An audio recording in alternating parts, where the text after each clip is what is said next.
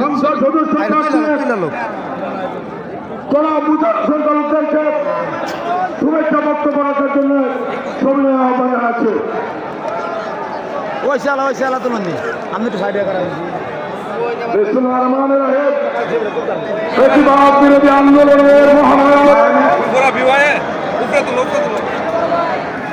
বিএনপিকে ঐক্যবদ্ধ রাখার আগ্রহ জানিয়ে বীর পুরুষ আমাদের প্রিয়তা বিএনপির চেয়ারম্যান জনাব তারেক রহমানকে বাংলাদেশের প্রধানমন্ত্রী নির্বাচিত করবেন ইনশাআল্লাহ। আমাদের সবাইকে ধন্যবাদ জানিয়ে কৃতজ্ঞতা জানিয়ে আমি আমার বক্তব্য শেষ করছি। আল্লাহ হাফেজ।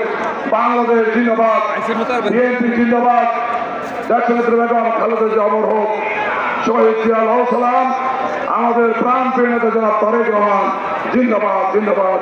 ধন্যবাদ।